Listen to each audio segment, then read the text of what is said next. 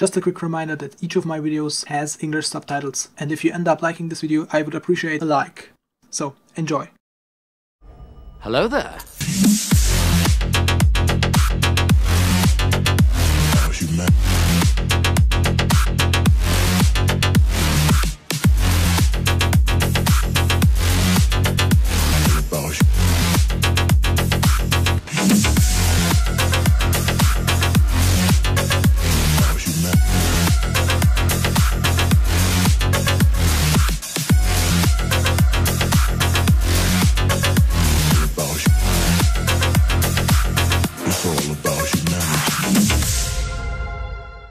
Na, was haben wir denn hier Schönes? Ich würde sagen, ein ganz hervorragendes, fantastisches, kleines Minimog, und es spielt im Star Wars Universum, und zwar auf Utapau.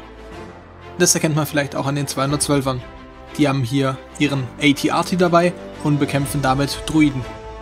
Das äußert sich auch an dem Krater hier. So viel zur Beschreibung zu diesem kleinen Mog, aber fangen wir erstmal mit dem Läufer und mit den Soldaten der 212. an.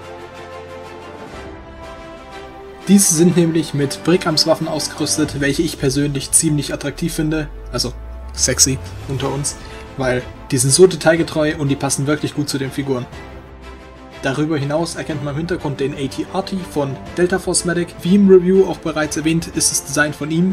Ich habe nur minimale kleine Veränderungen daran vorgenommen, das heißt wirklich Props gehen an ihn raus, hat ein ganz fantastisches Modell abgeliefert und ich habe es halt ein bisschen nachgebaut und auch ein paar kleine Variationen eingebaut.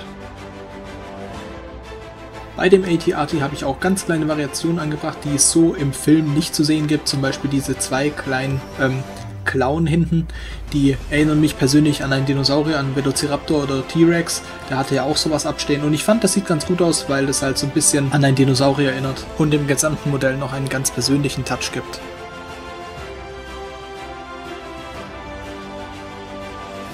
Ebenso hat er hier oben auch noch seine Waffe an dem AT-AT befestigt. Nicht, dass er den in der Hand halten muss und dann auch noch verliert, das wäre natürlich ziemlich schmal. Deshalb hängt es auch da oben einfach an dem AT-AT dran. Hier nochmal kurz zur Story von diesem kleinen Mog. Der AT-AT hat auf den Druiden geschossen und hat dadurch eine Explosion und einen Krater verursacht. Deshalb hat auch das Gras hier im Vordergrund Feuer gefangen. Hier sieht man nochmal die Rauchwolken, welche hier aufsteigen, von der Explosion verursacht. Deshalb brennt das gesamte Gemüse dort einfach ab. Und hier im Vordergrund habe ich auch versucht, mit diesen braunen Stängeln das darzustellen, dass es dort schon abgebrannt ist. Und im Hintergrund soll es noch grünes, frisches Gras geben. Also ich weiß nicht, mir gefällt diese Art von Mog vor allem daher.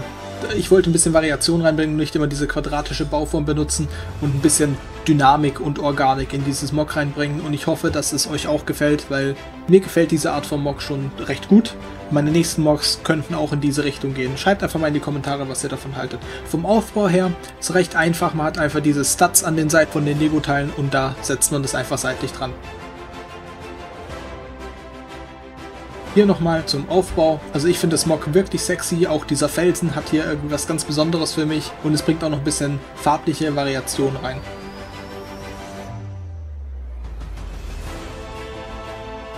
Aber auch diese kleinen Steinchen hier bringen nochmal ein bisschen farbliche Diversität rein. Auch der Busch oder auch dieser Felsen hier erhöht natürlich das Mog auch. Das heißt, es gibt auch eine Vertikalität in dem Mog, was natürlich sehr wichtig ist, damit es nicht so planar eben und somit langweilig aussieht.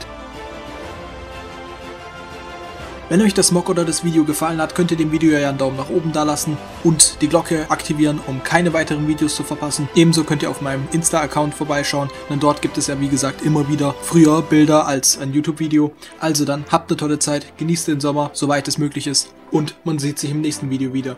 Ciao!